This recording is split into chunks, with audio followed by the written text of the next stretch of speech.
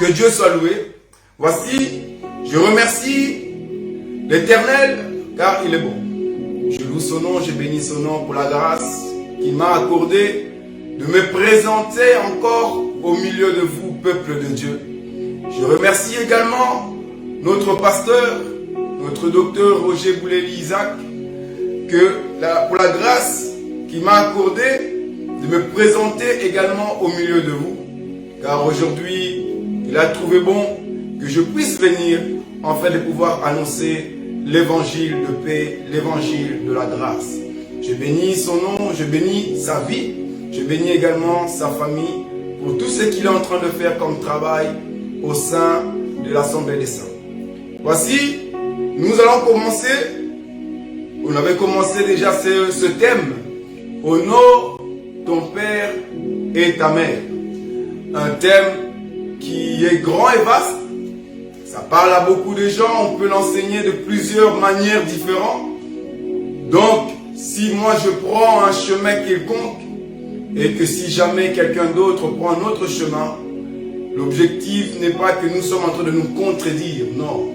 Dieu a fait grâce à tout à chacun, et nous l'expliquons par la grâce de Dieu avec la parole du Seigneur. Donc, voici le thème qu'on avait commencé depuis le dimanche passé. Honore ton père et ta mère. J'ose croire que l'Éternel nous fera du bien, afin que nous puissions comprendre la pensée qu'il veut nous communiquer aujourd'hui. J'ose croire qu'il va parler à nos cœurs, qu'il va vous parler ainsi que moi-même, afin que nous ne puissions point être de la confusion. J'ose croire que la main de Dieu, aujourd'hui, visitera une personne et l'enlèvera du mauvais chemin pour la mener dans le droit chemin. Vous savez, il est écrit que lorsqu'on construit une maison, la personne qui construit une maison, sur le toit, il doit faire gaffe, construire une balustrade, afin que si jamais il parvint à tomber du toit, qu'il ne puisse pas se tuer, qu'il ne puisse pas se briser le os. Donc, pour la sécurité de cet homme, il est préférable et convenable qu'il puisse construire une balustrade. Et nous disons que aujourd'hui, la balustrade, c'est la parole de Dieu. Au cas où tu parviens à tomber, la personne qui peut te garder, la personne qui peut te secourir, n'est que la parole, n'est que notre Seigneur Jésus-Christ de Nazareth. Voilà pourquoi j'ose croire que vous n'allez point tomber, parce que la promesse dit que même si vous parvenez à tomber du balustrade, que le balustrade ne vient pas vous rattraper. Dieu a donné ordre à ses anges de pouvoir te porter sur ses mains, afin que tes pieds ne puissent pas heurter une pierre. Vous voyez cela?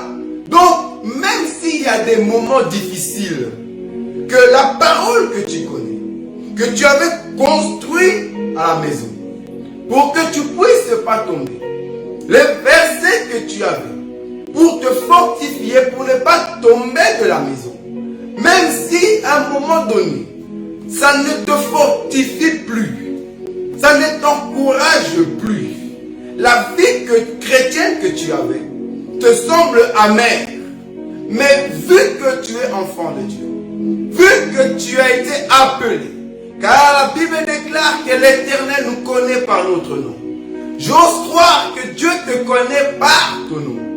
Vu qu'il te connaît, même si tu passes de temps difficiles, sache-le qu'aujourd'hui, tu ne peux pas tomber. Ton corps ne va pas se briser. Tu ne vas pas te casser le dos. Même si tu tombes du balustrade, l'Éternel a donné ordre à ses anges. Et ces anges vont te rattraper. Donc j'ose croire qu'aujourd'hui, les anges de Dieu vont venir te rattraper. Que tes pieds ne puissent pas être blessés. Car nous disons que le pied, ce n'est que l'évangile. Que cela ne puisse pas se blesser. Parce que Dieu t'aime énormément. Donc écoutez avec attention. Et soyez attentifs, car comme je dis, j'ai la foi que vous n'allez pas tomber et que vous allez comprendre ce que nous allons annoncer aujourd'hui. Nous allons lire Exode chapitre 20 à partir du 12e verset. Ainsi, nous commençons notre thème. Je lis la parole de Dieu au nom de Jésus. Amen. Honore ton père et ta mère, afin que tes jours se prolongent dans le pays que l'Éternel, ton Dieu, te donne. Amen. La Bible dit que honore ton père et ta mère.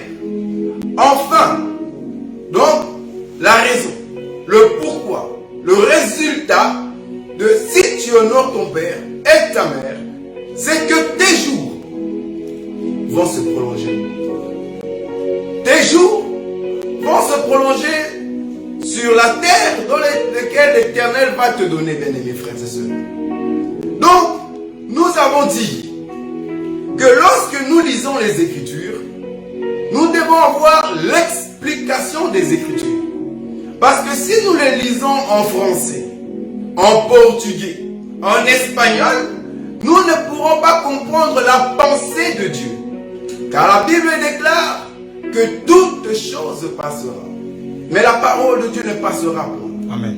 Donc, cette écriture, c'est l'ordonnance. Cette écriture ne peut point passer, c'est la parole de Dieu. Tout va passer, mais cette écriture ne peut pas passer. La terre et le ciel vont passer. Mais honore ton père et ta mère, bien-aimés frères et sœurs, cela ne peut pas passer. Alors nous nous posons la question en tant qu'être humain. Mon père va finir par passer. Ma mère va finir par passer. Elle peut même mourir avant moi.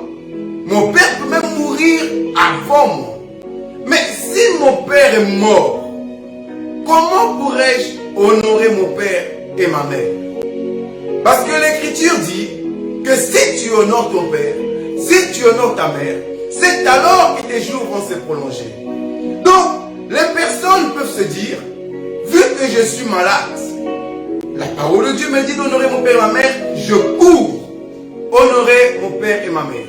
Je cours pour être un enfant fidèle, un enfant loyal envers mon père et ma mère, afin que mes jours puissent se prolonger. Mais nous verrons que ce n'est pas juste, bien-aimés frères et sœurs. Ça, c'est quand tu le lis selon la chair. Tu lis la parole de Dieu avec ta pensée humaine et tu te mets à réfléchir avec la pensée humaine, tu mourras. Un peuple sans révélation, c'est un peuple sans femme. Tu partiras pour te cogner. Tu ne peux pas le lire avec ta pensée. Le père et la mère qu'on parle ici, ce n'est pas ta maman. Ce n'est pas non plus ton papa. Le fils qui doit honorer son père et sa mère, ce n'est pas ton fils ou ta fille que tu as. Non, il y a un pourquoi et il y a une explication. Dieu vient et Dieu parle en parabole. Dieu parle par des signes. Mais l'Esprit du Seigneur doit interpréter, enseigner, ouvrir ce qui est caché. Voilà pourquoi Isaïe dira que ce livre est un livre cacheté. Ce livre est un livre scellé. Qu'on le prend, on le donne à un homme. On dit, toi maman, toi papa, tu sais lire? Lis un peu ce livre. La personne prend le livre, l'ouvre et comprend que non, je ne sais pas le lire. On lui pose la question, pourquoi? Et il répond, parce que c'est scellé. Parce que ce livre est cacheté. Ce livre est mystérieux. Donc, je ne sais pas le lire. Et la Bible dit que, dans ce cas, on prend, on donne à une personne qui ne sait pas lire. On dit, bon, toi, peut-être, tu ne sais pas lire, mais essaie un peu de lire. La personne ouvre et se rend compte que non, moi, à la base, je ne sais pas lire. Alors, comment voulez-vous que je puisse même lire? Ah, donc nous comprenons que c'est un livre qui est scellé. Un livre mystérieux. Or, ce livre ici, le seul qui peut le déceler, c'est tout un agneau.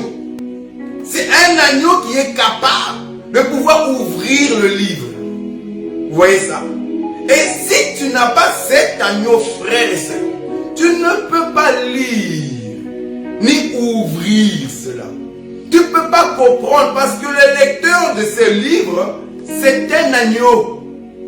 Il faut manger cet agneau et boire son sang. Et c'est cet agneau en toi qui pourra te dire qu'est-ce qui est écrit dans le livre. Vous voyez ce que nous sommes en train de dire? Or, nous revenons. Honore ton père et ta mère.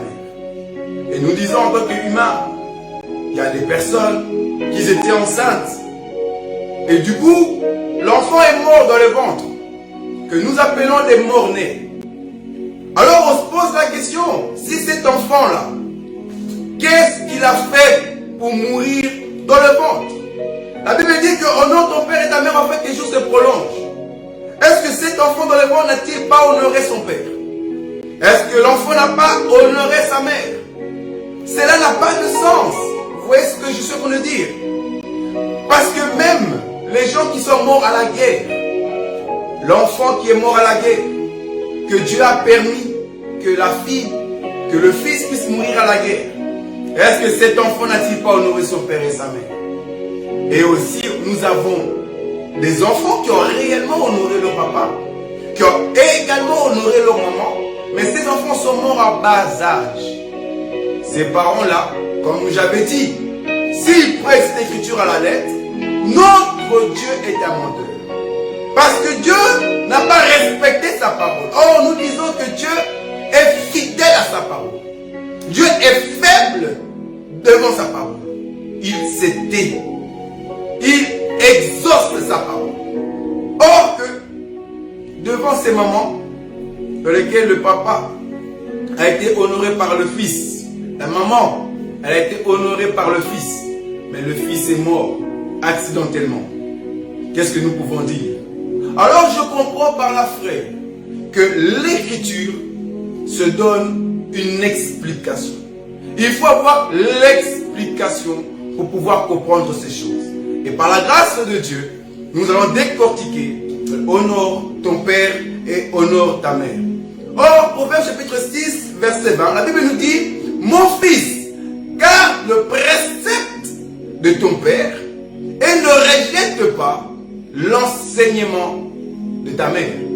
Donc, Proverbe 6 nous dit que le père, c'est lui qui donne le précepte. Et la mère, c'est elle qui donne l'enseignement. Vous voyez ces choses?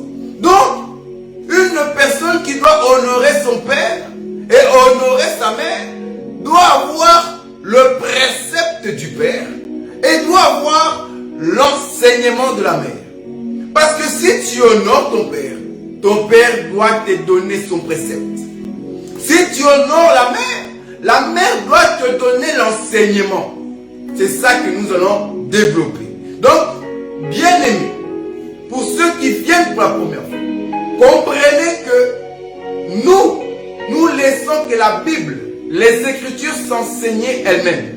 L'homme ne peut pas donner ses pensées. Nous allons voir maintenant, c'est quoi le précepte du Père. Parce que la Bible me dit que le Père, c'est celui qui donne le précepte. Et la mère, c'est elle qui donne l'enseignement. Nous devons chercher avec la parole de Dieu. Qu'est-ce que cela veut dire? C'est quoi le précepte du Père? Nous lisons les Écritures dans le livre de Deutéronome chapitre 6, verset 20 au verset 21. Deutéronome 6, verset 20 au verset 21. Nous allons poursuivre et comprendre que veut dire le précepte du Père. Je lis la parole de Dieu dans le nom de Jésus. Amen. Lorsque ton fils te demandera un jour, lorsque ton fils te demandera un jour, que signifient ces préceptes? Que signifie ce précepte? Ces lois et ces ordonnances. Ces lois et ces ordonnances. Que l'Éternel, notre Dieu, vous a prescrit. Tu diras à ton fils. Tu diras à ton fils. Nous étions esclaves de Pharaon en Égypte. Et l'Éternel nous a fait sortir de l'Égypte par sa main puissante. Amen. Le précepte, Dieu dit, si je donne le précepte, comprenez bien, c'est que le jour où ton fils te demandera que veut dire ce précepte, les lois et les ordonnances que l'Éternel vous a donné. Donc, remarquez c'est quoi le précepte. Dieu dit, tu répondras à ton fils que l'Éternel nous a sortis. Nous étions esclaves chez Pharaon en Égypte et l'Éternel nous a sortis de l'Égypte par sa main puissante. Donc, le précepte de Dieu, le but, c'est pour te dire, souviens-toi de la sortie de l'Égypte. Parce que c'est ça que tu répondras si on te pose la question, frère. Le Père que tu as honoré, qu'est-ce qu'il t'a donné? Pourquoi honores-tu le Père? Il est écrit que tu dois répondre parce que j'étais esclave. Et l'Éternel m'a sorti de l'Égypte. Donc nous comprenons qu'en réalité, le précepte est égal souvenir de la sortie de l'Égypte. Amen. Donc, toute personne qui a reçu le précepte du Père doit se souvenir qu'il était esclave un jour. Doit se souvenir que l'Éternel l'a visité lorsqu'il était esclave. Doit se souvenir de là où l'Éternel a enlevé sa honte. Parce que quand on était esclave, il y avait la honte, frère. Quand on est esclave, on ne peut rien faire. Donc le précepte vient pour nous enlever ces hontes-là. Le précepte vient pour nous enlever cette situation difficile qu'on avait. Tu étais esclave hier, bien-aimé. Et aujourd'hui, Dieu t'a envoyé le précepte pour te souvenir de là où il t'a sorti de l'Égypte. Or, nous sommes en train de dire, frère, que sortir de l'Égypte, ça veut dire que Dieu a enlevé ma honte, là où j'étais esclave. Mais c'est ça que nous appelons Joseph, frère. Parce que souvenez-vous bien que le bien-aimé Rachel, elle va venir chez Joseph. Dire, oh Joseph, donne-moi un fils, sinon je meurs.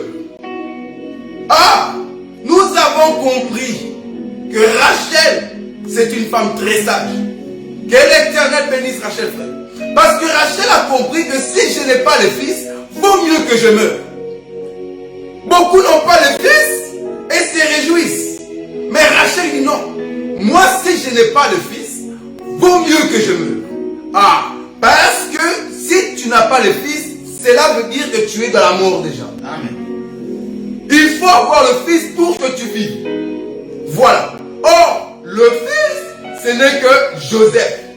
Celui qui a le fils à la vie, c'est Joseph. Joseph signifie, lorsque l'on aura Joseph, la Bible déclare qu'elle dit ceci, que Dieu a enlevé mon opprobre. J'étais esclave. Aujourd'hui, Dieu a enlevé mon opprobre. Donc, nous voyons que l'Éternel dit au peuple d'Israël que le précepte, c'est Joseph. Je vous ai sorti de l'Égypte. Souviens-toi de Joseph. Parce que nous disons que c'est Joseph qui a fait sortir sa famille de l'Égypte. Pourquoi? Parce que Joseph veut dire Dieu a enlevé mon opprobre. Lorsque le peuple d'Israël était en Égypte, ils avaient l'opprobre sur eux. Ils avaient la honte sur eux. Et l'Éternel va venir les enlever de là. Et Dieu dit ceci, souviens-toi de là où je t'ai pris. Souviens-toi de l'Égypte. Si aujourd'hui, bien-aimé frère, on te demande par ton fils, pourquoi sers-tu Jésus? Pourquoi tu suis Jésus? le précepte doit répondre. Mon fils, hier, j'étais prostitué. Et aujourd'hui, l'Éternel m'a secouru. Mon fils, hier, j'étais un bandit. J'étais un voleur, un brigand. J'allais en prison. Et l'Éternel m'a sorti de là. Mon fils, hier, j'ai risqué plusieurs fois la mort. Mais l'Éternel m'a secouru. Le précepte, c'est le souvenir que Dieu t'a sorti de l'opprobre. Le précepte, c'est le lieu de souvenir. Raison pour laquelle Dieu a envoyé le précepte au peuple d'Israël. Mais pose-toi, bien-aimés frères et sœurs, la question. Est-ce qu'aujourd'hui as-tu le précepte? Est-ce que tu te souviens encore là où Dieu t'a pris? Est-ce que tu te souviens là où Dieu t'a retiré de ta maladie?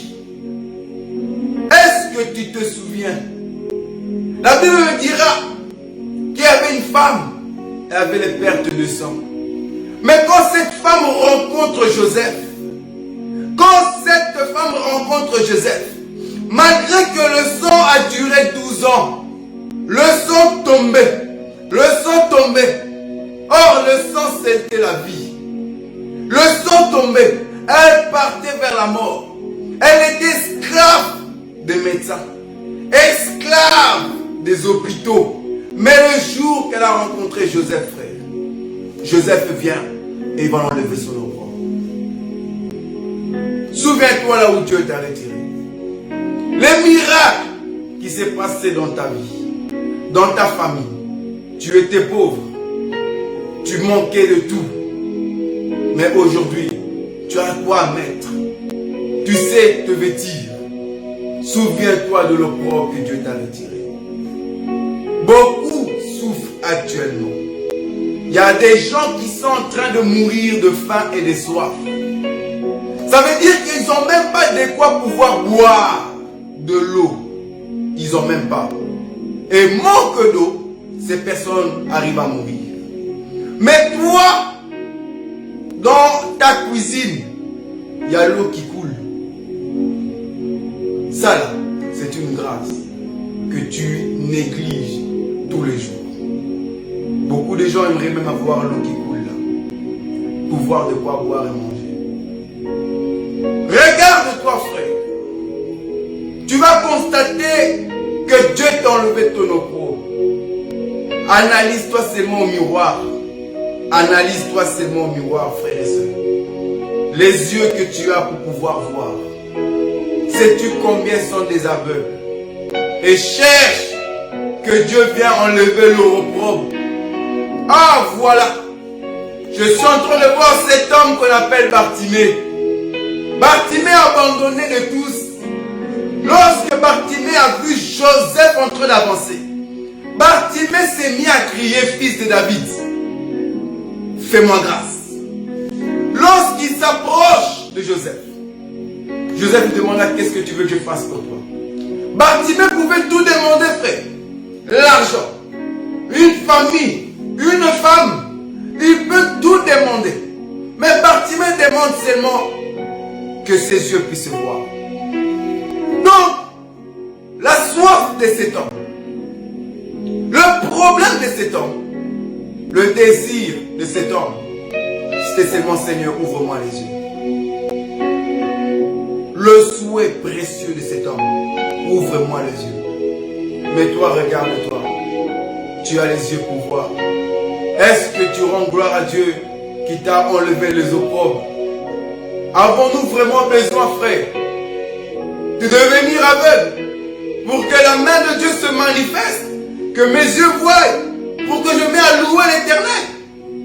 Est-ce que j'ai vraiment besoin d'arriver à ce niveau-là? Je n'ai pas besoin. Un jour, je me suis mis à prier et je suis en train de bénir Dieu parce que j'avais des yeux pour voir. Oui, il y a des sœurs, il y a des frères qui partent même dans les maisons des marabouts juste pour que le marabout là parvienne à les ouvrir les yeux. Ils font des sacrifices juste pour que les yeux s'ouvrent. Également même, la bouche pour parler, frère. Nous avons la bouche pour parler. Combien sont des muets et ils aimeraient parler? Combien sont des sourds et aimeraient entendre le son de leurs enfants, la voix de leur maman, papa, la voix de leurs enfants? Combien sont sourds, n'arrivent même pas à entendre? Mais toi, regarde tous les manières là où Dieu t'a enlevé les opprobres. Rends gloire à Dieu parce que Joseph t'a visité. Tu étais esclave hier, mais Joseph t'a visité. Rends gloire à Dieu. Ta vie n'était pas pareille hier. Tu étais abandonné de tous. Mais aujourd'hui, ta vie a changé depuis que tu as rencontré Joseph. Nous allons continuer, car nous croyons, frère, que la Bible dit, mon fils, garde les préceptes de ton père. Garde Joseph, frère. Garde Joseph et explique-le à tes fils d'où tu viens. Pourquoi aujourd'hui tu sers Dieu? Pourquoi aujourd'hui tu es une femme de prière? Pourquoi aujourd'hui tu es un homme de prière? Ton support, c'est ça le précepte. Expliquez le pourquoi aujourd'hui tu suis le Seigneur. Expliquez que je porte ma croix chaque jour. Pourquoi je porte ma croix et je suis cet homme? Il faut savoir expliquer, frère. Beaucoup suivent la famille. Ils sont en train de suivre Jésus. Mais ils ne savent même pas pourquoi ils suivent Jésus. Ces personnes-là, lorsque le vent souffle, le vent les emporte toujours. Parce qu'ils n'ont pas le souvenir de là où l'Éternel les a enlevés de l'esclavagisme. Nous allons continuer, frère. Nous allons essayer d'expliquer la mère. Car la Bible dit que mon fils, garde le commandement de ton père et ne rejette pas l'enseignement de ta mère.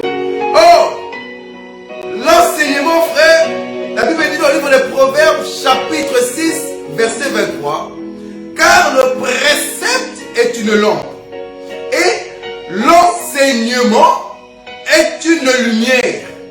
Vous voyez ça? Nous sommes en train de dire ici que le Père, c'est une lampe et l'enseignement, la mère, c'est une lumière. Or, nous avons dit que le précepte, c'est le souvenir que Dieu a enlevé mon opprobre, que nous appelons Joseph. Parce que c'est Joseph qui vient enlever le personne de leur opprobre. Et la lumière, la Bible dit que la mer plutôt, c'est la lumière. Donc, la lampe, c'est Joseph. La mer, c'est la lumière. Or, que veut-il la lumière? À quoi ça sert la lumière? Quel est le but de la lumière? Nous allons voir que lorsque Dieu va créer le monde, le ténèbre était sur la surface de la terre. Le ténèbre régnait sur la terre. Et Dieu dira que la lumière soit et la lumière fut. Or, l'objectif, le but de la lumière, c'était de mettre fin au règne de ténèbres. Car le ténèbre régnait, frère. Et la lumière vient mettre fin au règne de ténèbres. Donc, nous disons, frère, que la lampe, c'est le Père qui est Joseph.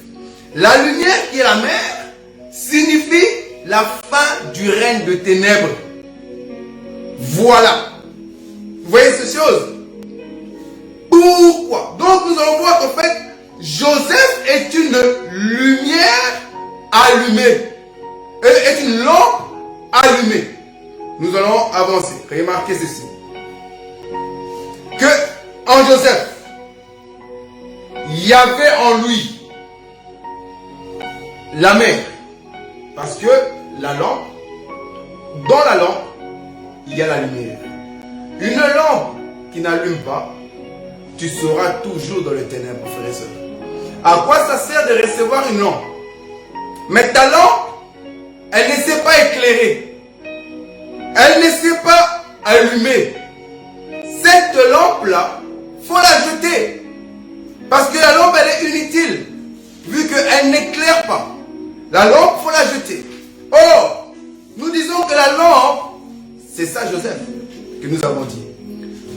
Et la lumière doit se trouver dans Joseph. Et nous avons dit que la lumière, c'est ça qui vient mettre fin au règne des ténèbres.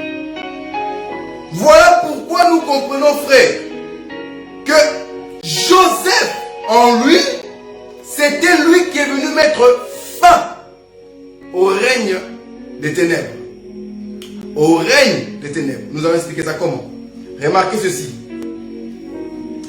La Bible dit que lorsque Joseph est venu et que Joseph était en Égypte, le peuple d'Israël, ils avaient la famine. Ils avaient la souffrance. Et ils sont partis en Égypte. Et arrivés en Égypte, frère, le peuple d'Israël va habiter à Goshen.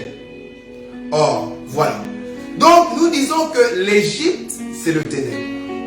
Pourquoi l'Égypte, c'est les ténèbres? Parce que vous allez comprendre que les ténèbres régnaient sur la terre et la lumière est venue après. Et en Égypte, il y avait également les Égyptiens et le peuple d'Israël est venu après. Et nous avons dit que Joseph est celui qui vient mettre fin aux opprobres. Donc fin à la souffrance. Lorsque le peuple d'Israël sort de l'Égypte, ce peuple-là sort par Joseph. Et arrivé à la mer Rouge, nous devons voir la fin du règne des ténèbres. Vous voyez ça? Or, la fin du règne des ténèbres, c'est ça la lumière. Nous devons voir la lumière s'allumer. Nous allons lire une écriture. La Bible dit, dans le livre de Proverbes, chapitre 10, verset 27. La crainte de l'Éternel augmente les jours. Les années des méchants sont abrégées. Ok? Donc, la crainte de Dieu augmente les jours. Et les années des méchants sont abrégées. Cela veut dire, la crainte de Dieu, c'est le Père et la Mère, nous avons dit. Et cette crainte-là va augmenter les jours des gens. Or, le peuple d'Israël arrivé à la mer Rouge, leur jour devait s'arrêter. Voilà là où nous sommes. Leur jour devait s'arrêter, arrivé à la mer Rouge. Mais la crainte de Dieu fera qu'ils puissent traverser. Et ce qui le fait traverser, c'est la lumière. Parce que la lumière, c'est la fin des règnes des ténèbres. Et nous disons, celui qui a trouvé Joseph, en Joseph, il y a la fin du règne de ténèbres. Sans Joseph, tu ne peux pas arriver de l'autre bord. Parce que c'est à travers Joseph, frère, celui qui vient te faire sortir de l'esclavagisme, et également celui qui va t'amener dans le pays que Dieu t'a promis. Nous allons continuer, parce que nous croyons que si tu n'as pas Joseph, tu ne sais pas voir le roi. Voilà ce que nous disons. Joseph est celui qui peut t'amener devant Pharaon. Même si tu viens avec tous tes grades, tu ne peux pas voir le roi si tu ne passes pas vers Joseph. Or, Joseph, ce n'est que notre Seigneur Jésus. Le corps de notre Seigneur Jésus. Et en Jésus, il y a la lumière du monde. Selon Luc chapitre 2. Simeon dira que cet enfant, c'est la lumière des nations. Donc en Jésus, il y a la lumière pour les nations. Donc Jésus est celui qui va mettre fin au règne de ténèbres dans ta vie, frères et sœurs. Si tu n'as pas Jésus, tu ne peux pas mettre fin au règne des ténèbres. Parce que en Joseph, il y a la fin du règne de ténèbres. Il faut avoir cet homme Joseph, qui n'est que la lampe et qui n'est que la lumière éclairée. Il faut qu'il éclaire dans ta vie. C'est alors que tu peux traverser la mer Rouge. Nous allons lire un verset, frère. Parce que la Bible dit que la crainte des ténèbres augmente le jour. Selon le Proverbe chapitre 10, verset 27. Mais les années des méchants sont abrégées. C'est quoi la crainte de Dieu? Nous allons lire dans le Proverbe chapitre 8, verset 13. J'ai lu Proverbe verset 8, 13. Voilà. La crainte de l'Éternel, c'est la haine du mal. L'arrogance et l'orgueil, la voix du mal, la bouche perverse, voilà ce que j'ai haï. Voilà ce que j'ai haï. Amen. La Bible nous dit que la crainte de Dieu, c'est la haine du mal, la haine de l'arrogance et l'orgueil, la voix du mal et la bouche perverse. C'est ça que Dieu est. Vous voyez? Donc, nous sommes en train de dire que la crainte de Dieu, c'est ça qui augmente les jours. Et nous avons expliqué par la grâce du Seigneur que, en réalité, le père et la mère, la Bible dit que c'est si tu honores ton père et ta mère, c'est alors que tes jours vont se prolonger. Et nous avons dit que le père, ce n'est que Joseph, qui est la personne qui vient ôter nos opprobles. Parce que le précepte, c'est celui qui vient pour nous confirmer que Dieu a enlevé notre opprobre. Et la mère, c'est la fin du règne des ténèbres, parce que la mère, c'est la lumière. Donc, en d'autres termes, la lumière vient marquer la différence. Vous voyez? Celui qui a la lumière est un homme qui marque la différence. La Bible dira que Dieu va marquer la différence entre ceux qui le servent et ceux qui ne le servent pas.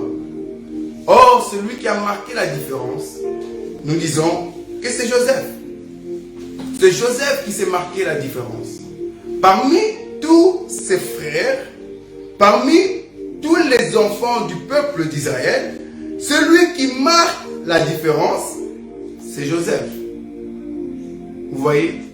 Parce que tu peux venir et tu dis, je suis Judas, je suis un jeune lion. Moi, je suis Issachar, âne robuste. Oh, moi, tu ne me connais pas, je suis Dan, le serpent. Oh, je suis Nephtali, une biche. Mais tous tes grades, tous les noms que tu as, ne peuvent pas marquer la différence devant Pharaon. Devant Pharaon, il n'y a qu'un seul homme qui peut t'amener vers Pharaon. Peu importe de qui tu es, peu importe de ton grade, celui qui marque la différence, c'est Joseph. C'est Joseph qui vient t'amener chez Pharaon. Personne ne peut aller au Père sans passer par Joseph. Personne ne peut voir le roi si tu n'as pas reçu Joseph comme chemin pour t'amener chez le roi. Donc, c'est Joseph qui est la fin, la différence entre ses frères et ses sœurs. Nous avons dit que c'était Joseph, frère et sœurs. Or, la Bible nous dit que la crainte de Dieu augmente les jours et les années des méchants sont abrégées. Et on nous dit que la crainte de Dieu, nous demandons la crainte de Dieu, c'est quoi? Proverbe chapitre 8, verset 13 nous dit, la crainte de Dieu, c'est la haine du mal. Voilà. Donc, celui qui a la crainte de Dieu doit avoir en lui la haine du mal. Comment tu peux craindre Dieu et que tu n'as pas la haine du mal? Nous devons expliquer le mal quand Dieu dit qu'il a la haine du mal, que la crainte de Dieu c'est la haine du mal. Que cela signifie? Que cela veut dire? Nous lisons un livre de Proverbes chapitre 24 verset 20. Là nous allons voir que veut dire la haine du mal, frères et sœurs. Je lis Proverbe 24 chapitre 20 au nom de Jésus. Amen. Car il n'y a point d'avenir pour celui qui fait le mal. La lampe des méchants s'éteigne. La Bible dit que la lampe des méchants s'éteint. Parce que le mal, c'est celui qui a la lampe éteinte. Comprenez là où je suis en train de partir, frère et sœur. Le mal. Dieu n'aime pas le mal. Dieu est le mal. Et nous devons haïr le mal. Et nous posons la question aux Écritures, c'est quoi le mal? Et les Écritures nous répondent que le mal, c'est la lampe des méchants qui s'éteint. Donc, le mal est égal lampe qui s'éteint. Or, nous avons dit que la lampe était Joseph. Dieu a enlevé mon opprobre. La lampe, c'est la parole, le précepte de Dieu. La lumière, c'est ça l'enseignement, l'explication. En d'autres termes, la fin des règnes des ténèbres. C'est l'explication qui va mettre fin au règne des ténèbres dans ta vie. Si tu n'as pas l'explication de la parole de Dieu, les souffrances vont toujours exister, frère. Les problèmes, tu l'auras toujours. Parce que la parole s'explique.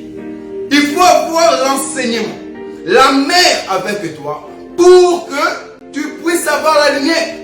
Parce que la lumière, c'est la mer. Et la mer, c'est l'explication.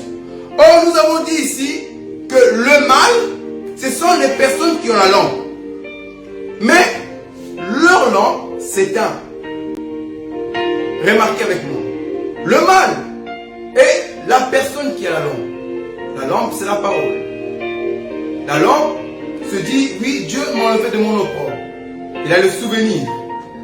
Mais leur problème de ce genre-là, leur lampe s'éteint. Donc, nous comprenons qu'en fait, les personnes-là, leur enseignement est éteint. Vous voyez ça? Parce que, on explique ça comment? Que le méchant, voilà, les personnes, nous allons lire un verset, frère. Comme ça va nous aider mieux à avancer dans ce que nous sommes en train de dire. Nous allons lire.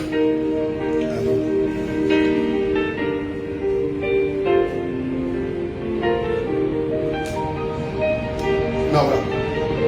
On est en train de dire ici, frère, que Joseph est celui qui fait sortir le peuple de l'Égypte.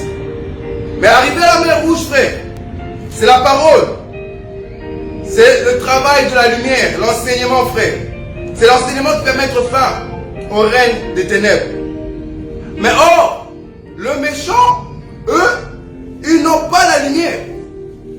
Les méchants, eux, leur lampe s'éteint. Et Dieu est les personnes dans lesquelles les lampes s'éteignent. Nous avons dit que la lampe, c'est celle qui va mettre fin au règne des ténèbres. Les ténèbres, c'est l'Égypte. Comprenez que lorsque Joseph a fait sortir le peuple de l'Égypte, malgré qu'ils sont sortis de l'Égypte, les Égyptiens les poursuivaient toujours. Les ténèbres n'étaient pas finies. Or, la Bible dit que les ténèbres ne régneront pas toujours. Donc, les ténèbres les poursuivaient. Mais arrivé au Jourdain, arrivé à la mer Rouge, c'était là que nous devons voir la fin des ténèbres. C'était là que la lumière doit arrêter, mettre fin du règne des ténèbres. Or, la lumière, nous avons dit que c'était ça la parole. Non, c'était ça la mer, l'enseignement. La parole, c'est le Père, c'est le précepte. C'est Joseph qui fait sortir le peuple. Mais la lumière, c'est celui qui va mettre fin au règne des ténèbres. C'est, nous voyons la lumière se manifester devant la mer Rouge.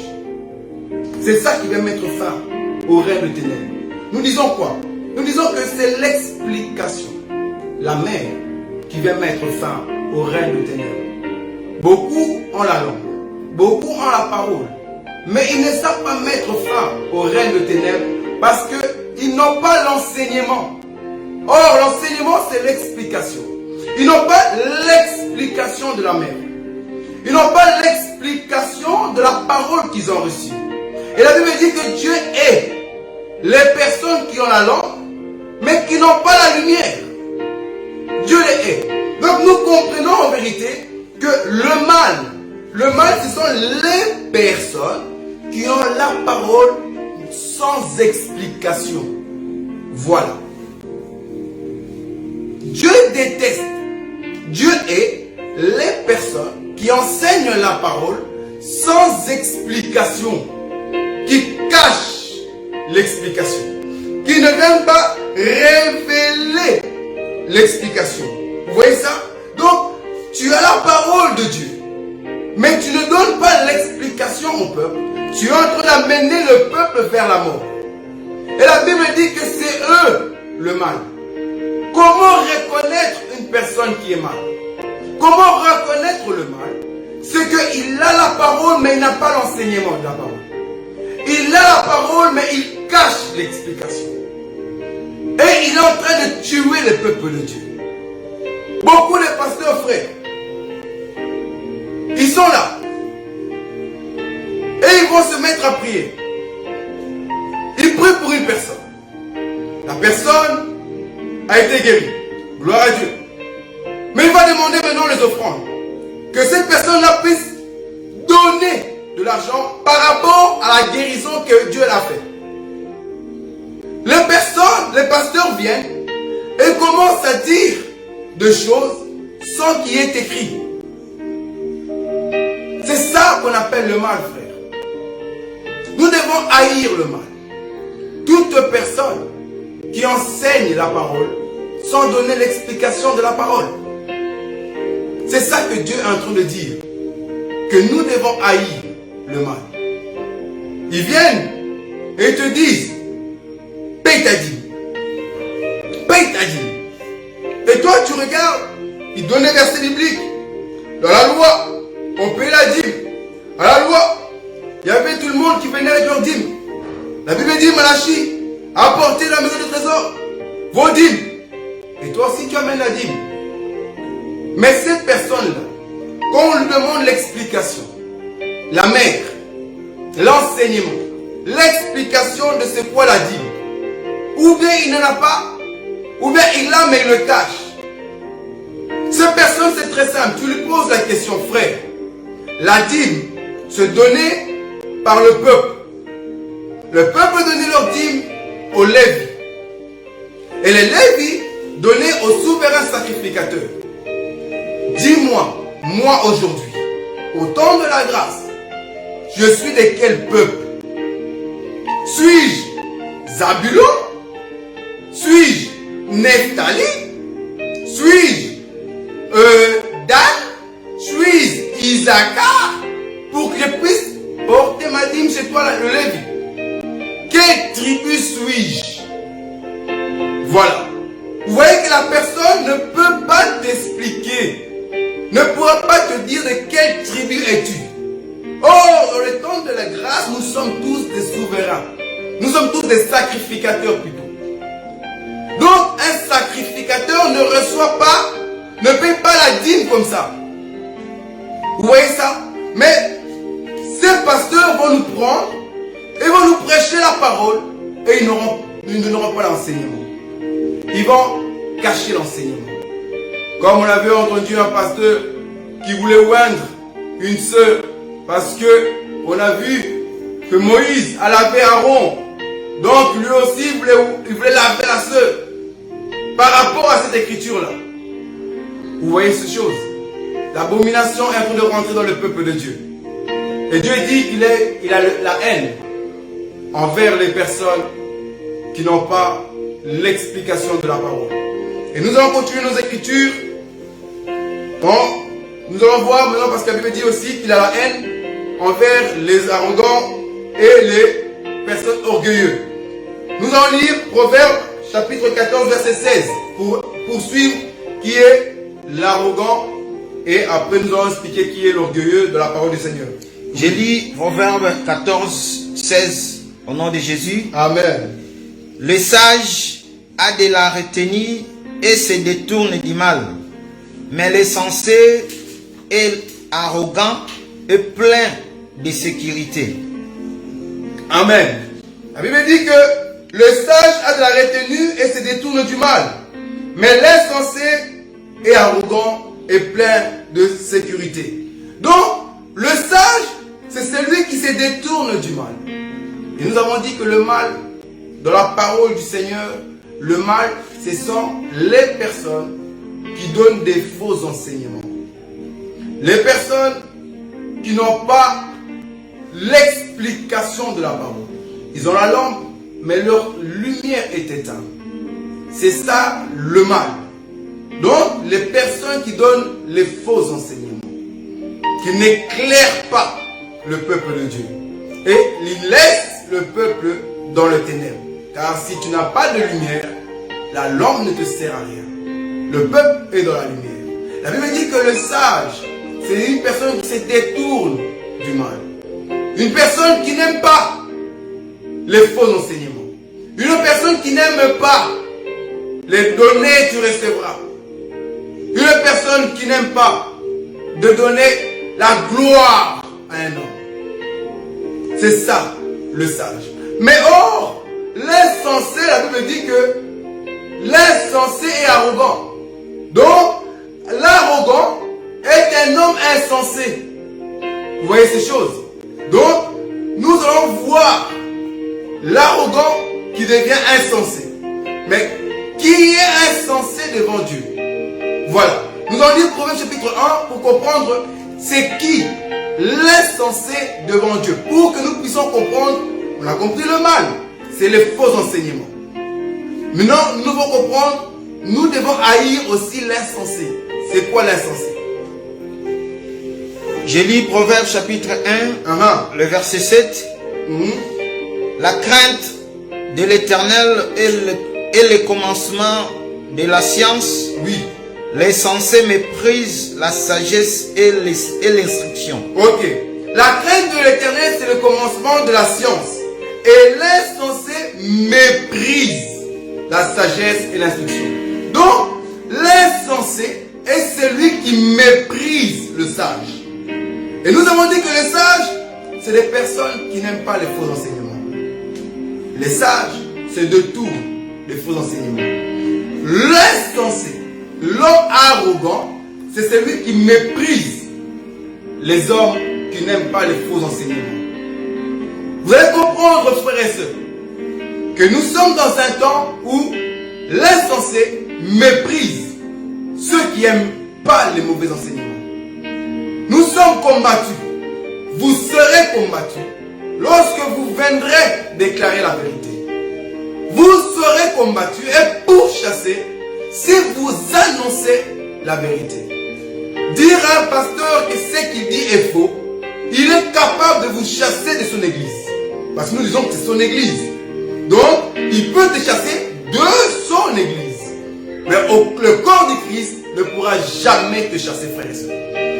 Nous sommes à un temps où quand tu te lèves et tu dis pourquoi nous pratiquons de telles choses, de telles choses, de telles choses dans l'assemblée qui ne sont pas écrites. Des bouteilles d'eau, soi-disant les eaux bénites, nous devons payer pour recevoir une guérison. Dans les assemblées, on vend des bouteilles d'eau. Dans l'assemblée, on vend de l'huile de palme, en disant que c'est l'huile d'onction. Dans l'assemblée, on vend la guérison.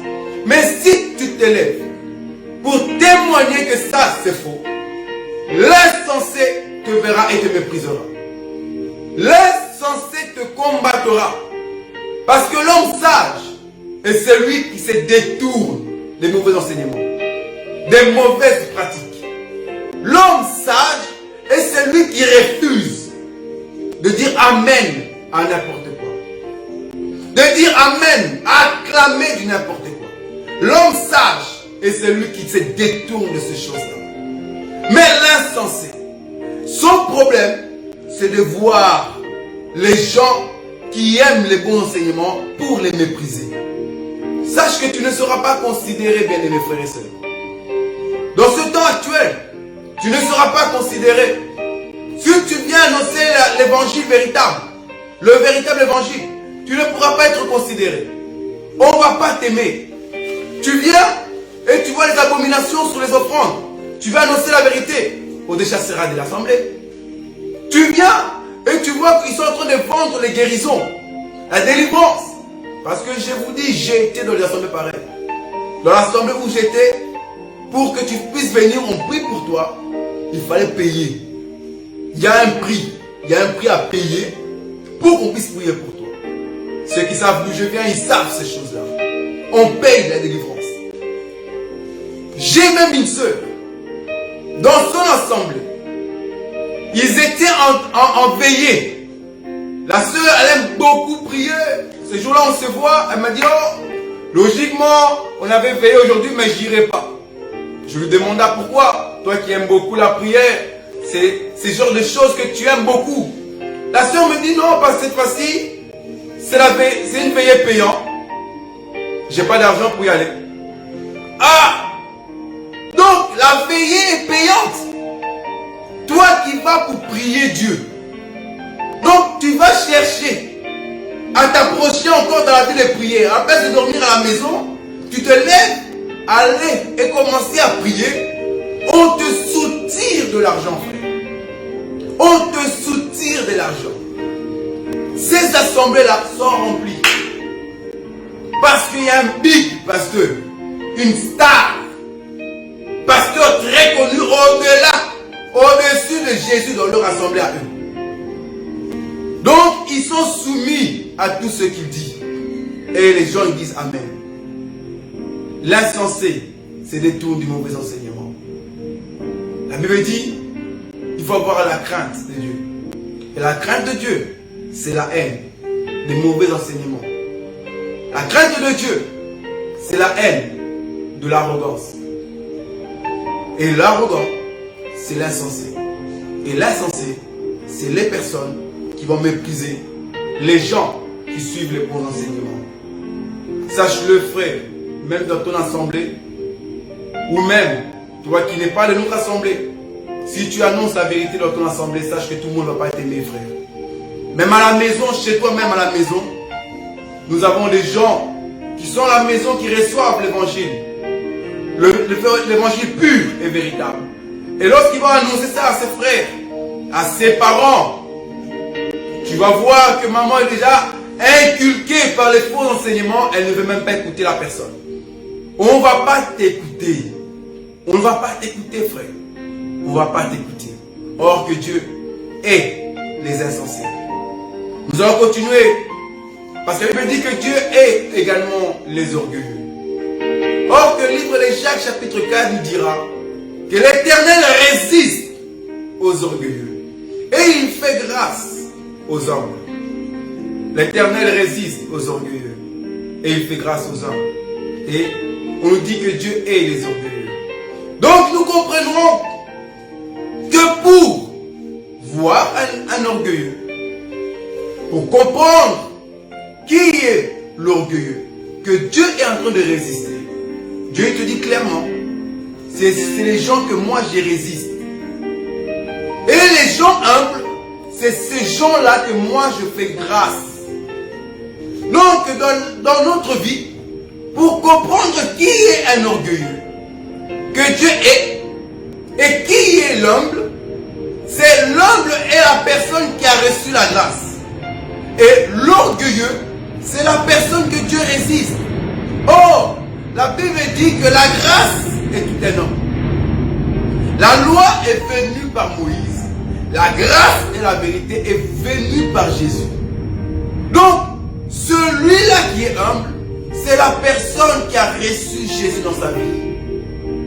C'est la personne qui marche avec Jésus. L'orgueilleux ne marche pas avec Jésus. L'orgueilleux est une personne que Dieu résiste. C'est la personne que Dieu résiste. Et ces gens-là, frères et sœurs, la Bible dit que Dieu les résiste. Et j'aimerais nous dire, ne soyons pas les orgueilleux. Ne rejetons pas le Seigneur Jésus. Jésus, c'est la parole que nous avons reçue. C'est cette parole-là qui change nos vies, qui transforme nos vies. Mais l'orgueilleux va venir le dimanche à l'église, habillé en tant que saint. Et la semaine, celui-là qui est en train de courir derrière les femmes. C'est celui-là qui est en train de courir vers la masturbation. L'orgueilleux n'a pas la grâce en lui. N'a pas Jésus dans son cœur. Nous te voyons parmi nous. Mais ma soeur, ça se met que La personne avec qui tu es en couple est un homme marié. Mais nous te voyons dans l'assemblée. Et quand nous disons, arrête ça, arrête ce que tu es en train de faire. L'orgueilleux n'aime pas, frère. L'orgueilleux ne veut pas abandonner le mal qu'elle est en train de faire. Et ces gens-là que Dieu résiste.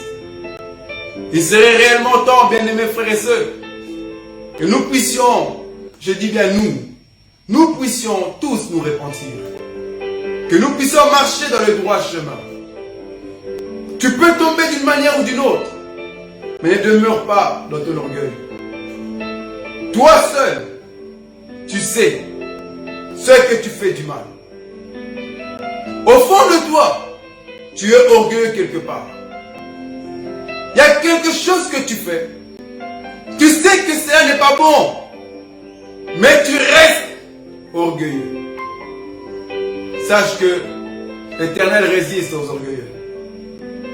Même s'il peut te faire grâce aujourd'hui. Mais la grâce des orgueilleux, la Bible dit que la grâce est trompeuse. Tu as peut-être le souffle de vie. Tu vas postuler quelque part ou te prendre directement au travail. Tu dis, oh, Dieu est avec moi, j'ai la grâce. Même si tu peux être un prédicateur en train de faire des téquites, tu fais tomber les gens, tu fais des délivrances, des miracles, des prophéties. Tu aimes beaucoup prophétiser sur les tailles des chaussures. Prophétise, frère. Mais sache que les orgueilleux, l'Éternel leur dira, je ne vous ai jamais connu. Arrière de moi, car je ne vous ai jamais connu. Analyse ta vie et répondons-nous pendant qu'il est encore temps, car Dieu résiste aux orgueilleux, mais il fait grâce aux hommes. Il fait grâce aux hommes, ceux qui marchent avec la parole de Dieu. Bien-aimés frères, sachez une chose, on arrive vers la fin de notre exhortation d'aujourd'hui. Et ce que j'aimerais vraiment que nous puissions retenir, frères et sœurs, nous avons compris que la parole de Dieu, c'est ça le Père, le précepte. Et le précepte, l'objectif du précepte, c'est que nous ne puissions pas oublier là où l'Éternel nous a récupérés, frère. Que nous ne puissions pas oublier que Dieu a enlevé nos opprobres. Et la mère, c'est celui qui donne l'enseignement, qui vient nous expliquer sa parole. Que nous puissions demeurer dans la parole véritable. C'est ça qu'on appelle la mère. Mais sachez que la Bible dit, honore ton père et ta mère afin que tes jours soient prolongés. Et que Dieu puisse t'amener là où il t'a préparé une terre. Là où Dieu va te donner une terre.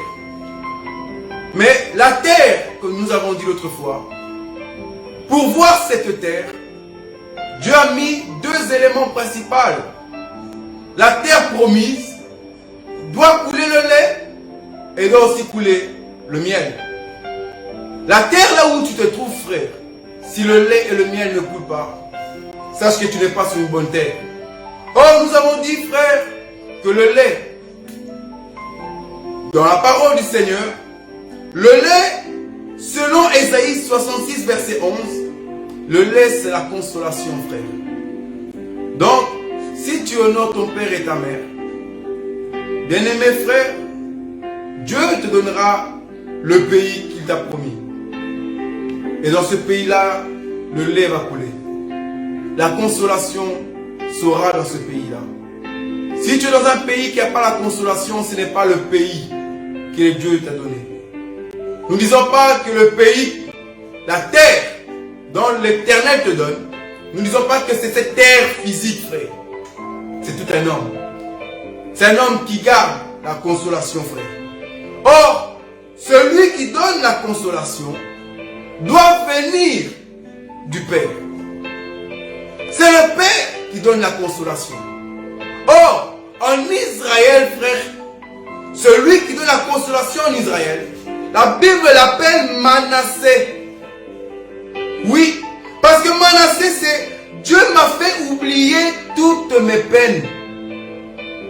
Nous disons que là, le pays que l'Éternel te donne, dans ce pays-là, doit couler le lait Cela veut dire dans ce pays-là se trouvera Manassé. Nous disons que dans ce pays, nous devons rencontrer Manassé. Dieu doit me faire oublier toutes mes peines. Si tes peines ne sont pas oubliées, frère, c'est que tu n'es pas dans ce pays-là. Je vais t'exhorter ici pour te dire qu'il y a un homme qui dit « Je suis Manassé. Venez à moi, vous, tous qui êtes chargés et fatigués. Je vous donnerai du repos. » C'est lui qui vient faire oublier nos peines. C'est lui qui vient enlever tout ce que nous avons, frère, comme problème. Manassé. Dans tes soucis, dans tes problèmes, appelle Manassé. Sache que tu as le lait avec toi. Bois le lait. Tes peines vont être oubliées. L'Éternel est avec toi, mon frère.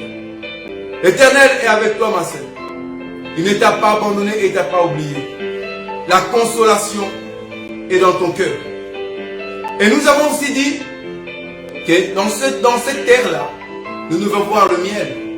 Or, le miel, là, selon la parole de Dieu, le miel, c'est la parole agréable. Vous voyez ça? Selon Proverbe chapitre 16, verset 24, qui nous dit que le miel, ce sont les paroles agréables. Et nous avons dit qu'en Israël, celui qui avait des belles paroles, des paroles agréables, n'était que Nephtali. Il y a un pourquoi. Parce que si tu as Nephtali dans ton cœur, frère, tu ne peux qu'avoir les paroles agréables. Joseph, Jacob, quand il a béni ses enfants, et il a dit à Nephtali, tu es une biche, et tu vas proférer des belles paroles.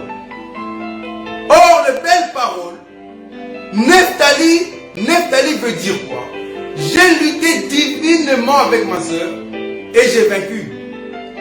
Le miel veut dire j'ai lutté divinement et j'ai vaincu. Pourquoi lutter divinement? Parce que Dieu nous a fait la promesse que dans le pays qu'il nous donne, il y aura des Étiens, il y aura des Éviens, les Amoréens, les Jébusiens plutôt, veuillez m'excuser, qui seront là comme adversaires. Donc, pour avoir le miel, nous avons des combats. On ne peut pas avoir le miel sans combat. Sache-le, que la vie chrétienne, elle est difficile. Mais, si tu honores ton père et ta mère, tes jours vont se prolonger sur la terre dans laquelle l'Éternel te donne. Et dans cette terre-là coule le lait, la consolation, et ça coule aussi le miel. Mais le miel, pour l'avoir, il faut lutter divinement.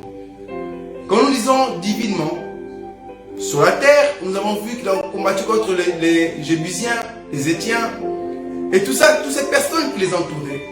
Mais or, nous allons voir cet homme qu'on appelle Samson, frère. Samson est un homme qui va venir combattre un lion. En déchirant les lions, il va revenir plus tard et il va voir que dans ce lion-là, il y aura du miel. Mais autour du miel, il y avait des abeilles, frère. Pour que Samson mange le miel, il doit d'abord combattre avec les miels, avec les abeilles. Nous disons que la vie chrétienne est une vie de combat, la vie de persécution, dans laquelle les larmes peuvent couler, la souffrance peut venir, les problèmes peuvent venir, que tu es dépassé. C'est ça le combat de la vie chrétienne. C'est ça les abeilles qui sont tout autour du miel. Mais Samson doit combattre les abeilles avant de recevoir le miel. Combat le bon combat de la foi. J'aimerais dire à une personne de persévérer. Je veux dire à une personne de continuer le bon combat et de ne pas baisser les bras. Relève-toi et continue. La Bible dit que toi qui courais bien, pourquoi tu t'es arrêté? Pourquoi tu t'es arrêté? Pour recevoir le miel, il faut lutter divinement. Et après, tu peux avoir la victoire de Nephtali. Il y a d'abord la lutte avant que la victoire arrive. En Nephtali, il y a la lutte et aussi la victoire. La vie chrétienne, nous devons combattre pour recevoir notre victoire, bien-aimés frères et sœurs. Et je suis en train de dire que le véritable Nephtali viendra et il dira ceci: en mon nom, vous chasserez les démons. Au nom de notre Seigneur Jésus-Christ, nous allons combattre et chasser les abeilles. Nous allons délivrer au nom de notre Seigneur Jésus-Christ. Vraiment mes frères, que Dieu vous bénisse. On est arrivé à la fin.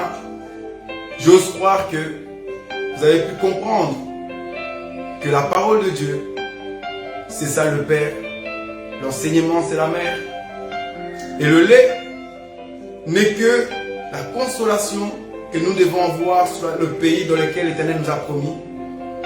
Le miel n'est que j'ai lutté et j'ai vaincu, qui n'est que Nephtali. Et nous avons dit, il faut lutter frère et il faut vaincre. Parce que nous avons la victoire en Jésus-Christ de Nazareth. Nous n'avons pas la victoire ailleurs.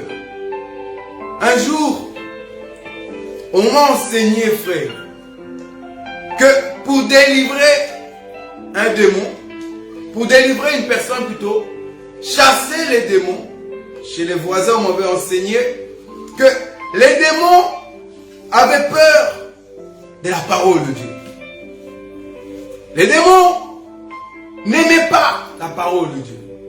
Et le pasteur, quand il disait la parole de Dieu, nous montrait la Bible. Il nous disait qu'il n'aime pas la Bible. Lorsque vous voulez dormir, prenez la Bible, mettez sous vos oreillers, et les démons ne viendront pas. Les sorciers ne viendront pas. Parce qu'ils n'aiment pas la parole de Dieu. Ils n'aiment pas ça, ils ne viendront pas. Et moi, et beaucoup, je suis sûr que beaucoup d'autres aussi l'ont fait. Moi, je l'ai fait pourtant. Je prenais ma Bible et je mettais sous mon oreiller. Parce que là, j'appelle Nephtali, le victorieux, le vainqueur. En fait que Nephtali chasse les démons. En fait que Nephtali combat pour moi. Et je mettais sous mon oreille. Et un jour, pendant le temps de la délivrance, il y avait un homme qui s'est manifesté, un frère qui s'est manifesté. Je me suis souvenu de l'enseignement que les démons avaient peur de la parole de Dieu. Frère, je suis venu avec ma Bible. Je commençais à montrer les démons. Oh, au nom de Jésus. Au nom de Jésus. Je mettais ma Bible sur son visage. Au nom de Jésus. En pensant que c'est ainsi que j'aurai la victoire. Que c'est ainsi que je chasserai les démons. Ainsi je combattrai les abeilles. Or que ce n'était pas ça, frère. Combien de gens, peut-être aussi vous, peut-être qu'il y a une personne qui m'écoute, qui prend la Bible et met sous son oreiller en disant que j'ai mis la parole de Dieu sur ma tête. Que les sorciers, les marabouts ne puissent pas venir m'attaquer la nuit parce que la parole de Dieu me protège. Frère, nous sommes en train de dire ici que la Bible n'est pas la parole de Dieu. Non, la Bible n'est pas la parole de Dieu. Parce que cette Bible-là, si je le laisse trop à la maison, et qu'il y ait des cafards à la maison, les cafards vont rentrer à la maison, vont manger ma Bible, vont manger la parole. Les sorciers, ou même les souris, pourront rentrer, même peut-être que chez toi, les souris ont mangé la Bible. Est-ce que nous devons dire que la souris, elle est sauvée parce que la souris a mangé la parole de Dieu? Que les cafards sont sauvés parce qu'ils ont mangé la parole de Dieu? Parce que nous croyons que pour être sauvé, il faut manger la parole, frère. Et il dira, prenez ceci est mon corps, mangez-en tous. Buvez, ceci est mon sang, buvez-en tous. Donc, pour être sauvé, il faut manger la parole de Dieu, frère. Ça, ce n'est pas la parole. La Bible dit, au commencement était la parole. La parole était avec Dieu. Et la parole était Dieu. Jean chapitre 1, verset 1. Verset 14, les Écritures témoignent que cette parole s'est faite chair, frère. Beaucoup de gens portent une grosse Bible en croyant qu'ils ont porté la grosse parole de Dieu. Beaucoup de gens pensent que non, si je montre aux démons, ils vont fuir. Je leur montre la parole, ils vont fuir. Non, la Bible n'est que les Écritures qui nous parlent de la parole de Dieu. Ça, c'est les Écritures. Mais la parole, c'est tout un homme. La parole délivre. la parole affranchit, car la parole est une vérité. La parole restaure. La parole de Dieu, elle est puissante. Et la parole de Dieu habite dans nos cœurs. Quand nous avons reçu des mauvais enseignements, nous pratiquons des mauvaises choses. Beaucoup ont reçu des mauvais enseignements. C'est un exemple typique. Je pratiquais ça, je dormais avec ma Bible sur mon oreiller. Et je l'ai mis sur la tête du frère en croyant le délivrer. Le frère, il transpirait. J'ai déposé ma Bible. La transpiration a pris ma Bible. Et puis j'ai regardé ma Bible, elle était tout collée. Les feuilles étaient déchirées parce que la transpiration du frère a déchiré ma Bible. Je me disais, mais pourtant il n'est pas délivré. Les démons s'énervaient même plus, si je peux dire. Parce que même les démons, ils voyaient que je manquais du respect. Je lui donnais des papiers. Vous voyez? Non. La parole de Dieu, c'est tout un homme. La parole de Dieu, c'est tout un homme. Et on va enseigner que les Écritures, ça, les feuilles, c'était ça la parole de Dieu. Non, frère. Recevez la parole de Dieu dans votre cœur. Vraiment, je prie que Dieu vous fasse du bien. Que la vérité puisse vous affranchir. C'était votre frère Edmond Kachama de l'Assemblée des élus de Bruxelles. Nous allons prier. Nous allons élever la voix. Rendre gloire à Dieu pour la grâce qui nous a permis de pouvoir écouter sa parole et de comprendre que le seul moyen pour que nos jours soient prolongés, c'est que nous puissions l'honorer. Nous puissions honorer le Père et que nous puissions honorer la Mère, respecter sa parole et chercher à recevoir l'enseignement de sa parole. C'est ainsi que nos jours seront prolongés sur la terre dont l'Éternel nous a promis et dans lequel l'Éternel nous donne. Et à travers ça, nous allons voir la consolation de notre cœur, la consolation de l'âme. Et nous allons lutter, la Bible dit bien lutter divinement. Nephtali est un homme combattant divinement. Nous ne combattons pas dans la chair, frère. N'allez pas combattre un sorcier physiquement. Nous combattons divinement. Par la prière, nous combattons. Et c'est ainsi alors que Nephtali pourra vaincre au-dedans de nous. Nous allons dire merci à Dieu pour la grâce qu'il nous a accordée. Prions au nom puissant de Jésus-Christ de Nazareth. Lèvons nos voix. Seigneur, merci pour ta parole. Seigneur, merci pour tout. Merci pour ta parole. Merci pour ta grâce. Merci pour ta protection, Seigneur, mon Dieu, mon roi. Merci pour ce que tu nous as donné aujourd'hui, ô Seigneur Jésus. Merci de nous éclairer, de nous ouvrir les yeux, Seigneur, afin que nous puissions comprendre ta parole. Père éternel, nous prions, ô mon Dieu, mon roi, que nous puissions voir la haine du mal, ô Seigneur Jésus. Que nous puissions point aimer ce qui fait plaisir à la chair. Que nous ne puissions pas désirer ce qui fait plaisir à nos cœurs, mais que nous puissions chercher la parole véritable. Que nous puissions chercher la parole véritable. Brise-nous, Seigneur Jésus-Christ, car nous avons besoin de toi. Toi, la parole véritable. Nous te disons merci pour tout. Nous te glorifions, nous t'élevons, Seigneur, car tu es digne, ô Père Céleste. Merci abondamment. Merci, Seigneur Jésus-Christ. C'est en ton nom que nous avons ainsi prié. Amen. Amen. Bien-aimés frères et sœurs, que Dieu vous bénisse. Restez attachés à la parole de Dieu. Sortez du milieu de la distraction. La Bible dit que mon peuple, j'aime ça, mon peuple ne sera plus jamais de la confusion. Beaucoup aujourd'hui sont dans la confusion, sont dans une assemblée où ils élèvent le pasteur. Ils sont en train d'acclamer le pasteur, mais ils ne se rendent même pas compte qu'ils sont en train d'élever le pasteur. Remarquez, gloire à Dieu, tu es dans une assemblée où même vous priez, vous adorez, vous louez. Le pasteur est dans son petit bureau. Il est en train d'attendre. On attend qu'on puisse annoncer son nom. Et quand on annonce, voilà, nous allons recevoir l'homme de Dieu, Edmond Kachama. Et il vient, tout le monde acclame, tout le monde acclame. On vient même nettoyer ses chaussures, on vient acclamer. Oh, on fait la fête à cause d'un seul homme. L'entrée d'un pasteur vient faire du boucan, les acclamations, les applaudissements, les chants, la louange, on tape la batterie. L'entrée d'un seul homme. mon peuple ne sera plus jamais dans la confusion, frère. Si tu es dans une assemblée pareille, sois brisé. Accepte que ça, ce n'est pas le bon enseignement. Un homme qui est aussi élevé que Jésus. Un homme, quand il rentre, il y a autant de foule.